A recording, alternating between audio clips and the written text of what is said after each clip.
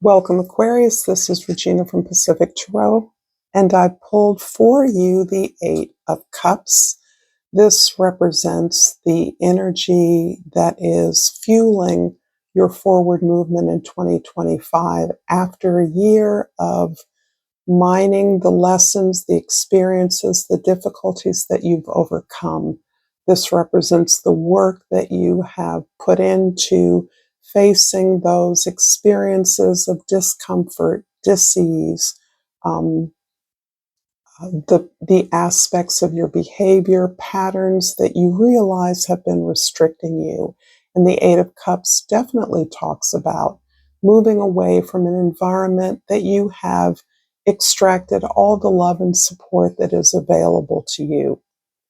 There's little more for you to learn, and you may have held on because of the strong bonds that you've developed over a period of time, but those bonds, those relationships have given you the strength and courage to face the challenge, the ultimate challenge that represents the ultimate significance that you want to attach yourself to, the meaning regarding the contribution that you want to make to your community, to your family, to the world.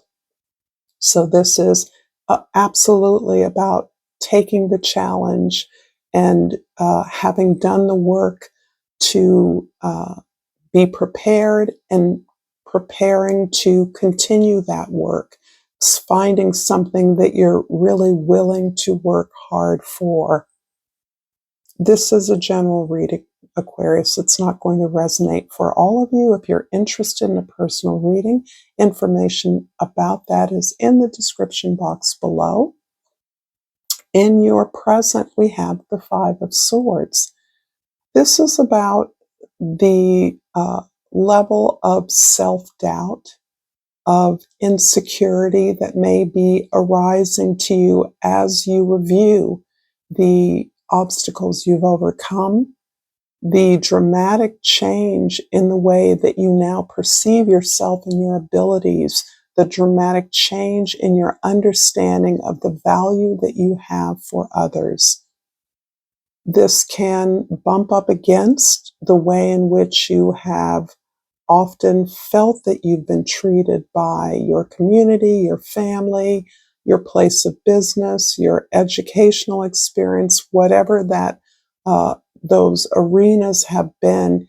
You may have often felt yourself to be marginalized in some way, an outcast, an oddball, someone who didn't fit in. And now you're finding that you are being praised, elevated, valued, pursued to join into projects because others see what you have to offer will bring greater success, greater vision, a fresh perspective, innovative ways to apply the same old methods or new methods to an expanded vision. In the past, we have the Strength card, which is describing really what it has taken you to survive the sense of being marginal among your community. This can relate to your family as well. This can relate to a role in which you were some kind of a provider of care. This is an awareness that you indeed are a strong one.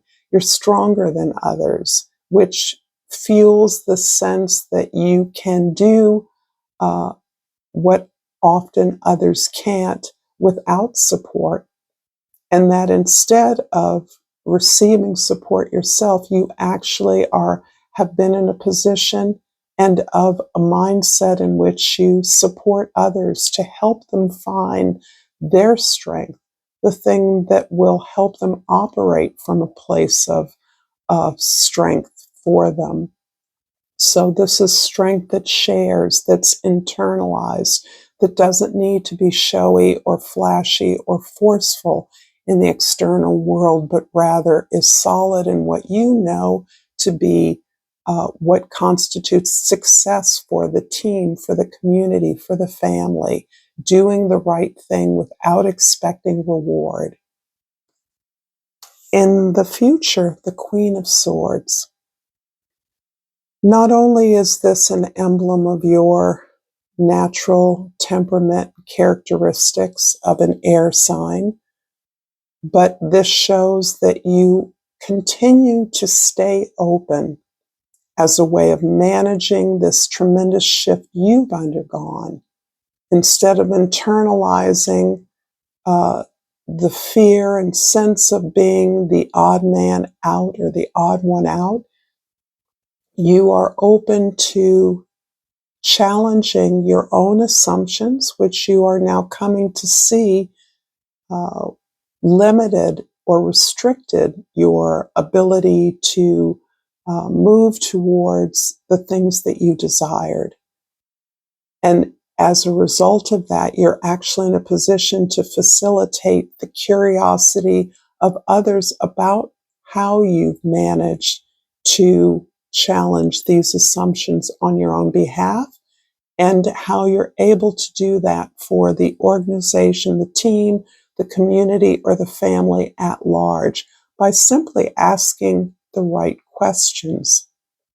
You're open to prompting insight, to new ideas, new experiences, and listening. And this is a powerful tool that allows you to reflect back others' thoughts to them.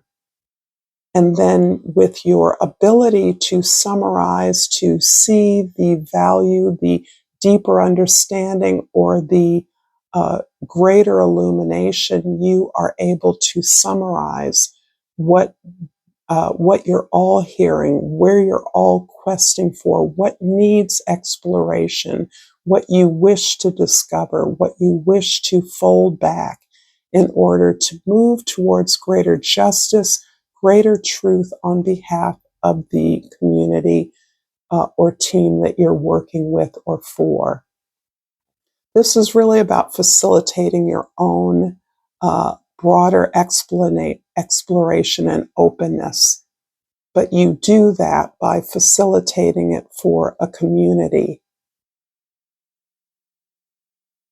If this reading is resonating for you, Aquarius, please like this video. Please share this with others. And I always appreciate your comments.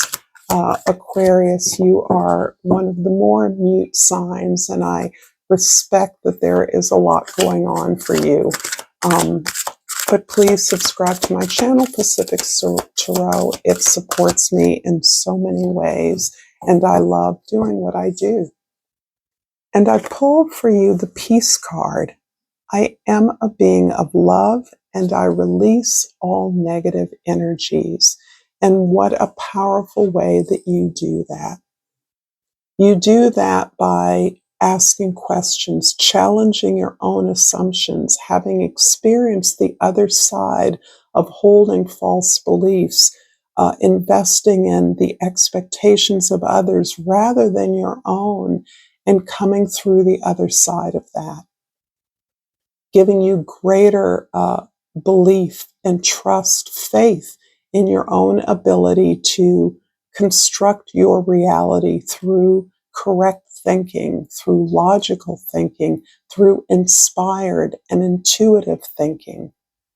So here you understand that as you think, so shall you experience. And you're only able to do this in a collective setting because this is a phenomenal expression of love. Sharing your truth, questing for justice is an expression of love to your community, to the world. I'm going to clarify the Five of Swords, and you're present with the Nine of Air, which is the pomegranate, and the Mother of Air, which is a repeat of the Queen of Swords. And her plant is Motherwort. And I'm only indicating the plants that are associated with this deck, the Herb Crafter's Tarot, as a metaphor for the seeds that you are planting in 2025, sparking perhaps your own meditation, your own research, ways that we support the ecosystem, the earth, to be healthier, to bring greater balance, and to utilize the resources that are abundant all around us. We've talked about the tremendous ability of the Queen of Swords, but what she's so adept at doing through the energy of the Nine of Air, the Nine of Swords, is releasing the old beliefs, the old expectations that have confined you, really and truly, that have limited you, particularly as you internalize the expectations of others as though they are your own. The need to try to conform to what others want, in many cases, correctly understanding that others want what they believe is best for you, but no one can know what is best for you but you. And you've been on that quest to understand and to shift your intentions to those that accurately reflect your own desires, your own vision. In the past, the Strength card is clarified by the Temperance card, which is the beautiful camellia plant, and the Iha of Air, which is like the Page of Swords in other decks, and the plant is catnip. The Temperance card, well, both. The strength of your past comes out of this real, sincere desire to take note of what others have done before you, to receive instruction, to allow yourself to be directed as an act of humility. This is the way that you have learned to balance out your tremendous and very powerful intuitive strength.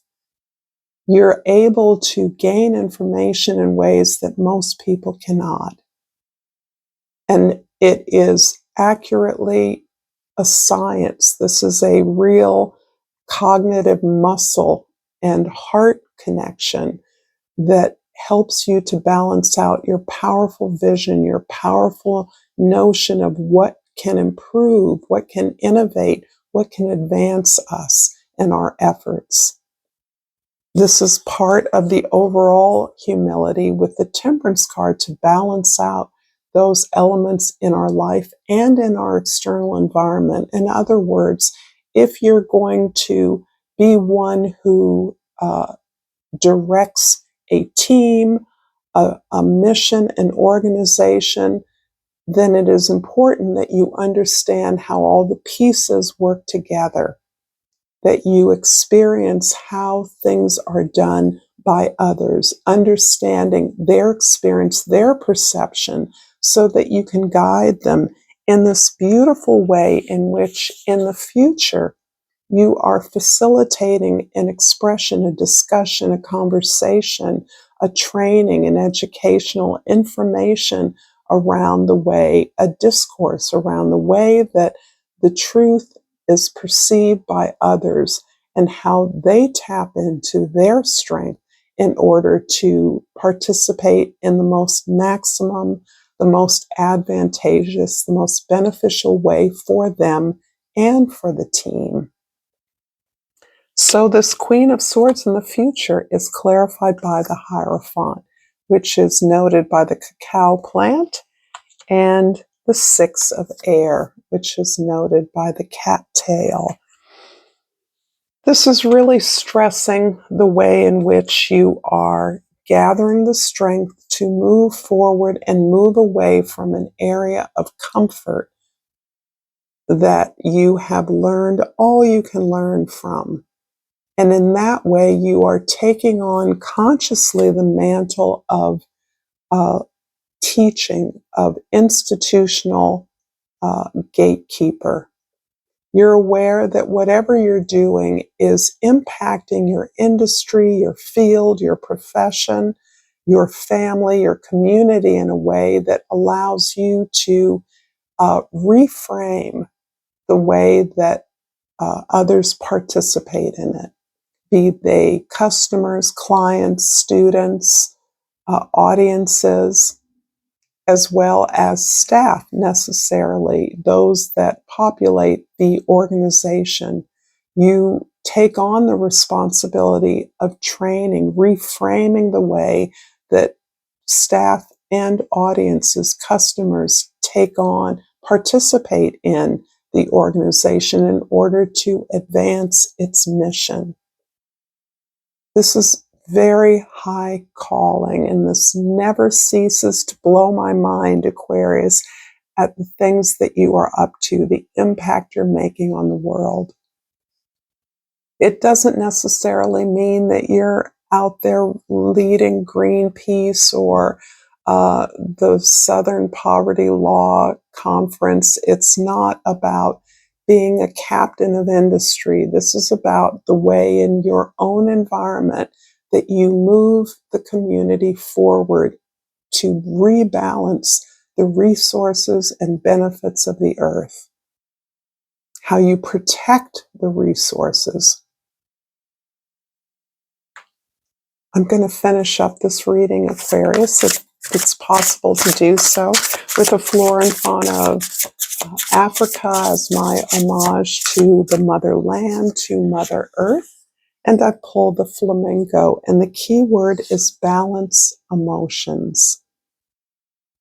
Regain your balance, release negative energy, and take charge. Spend some time with people who keep you grounded. Sounds like beautiful advice. Thank you for the enchantment of the possibilities of a new year 2025. Until next time, namaste.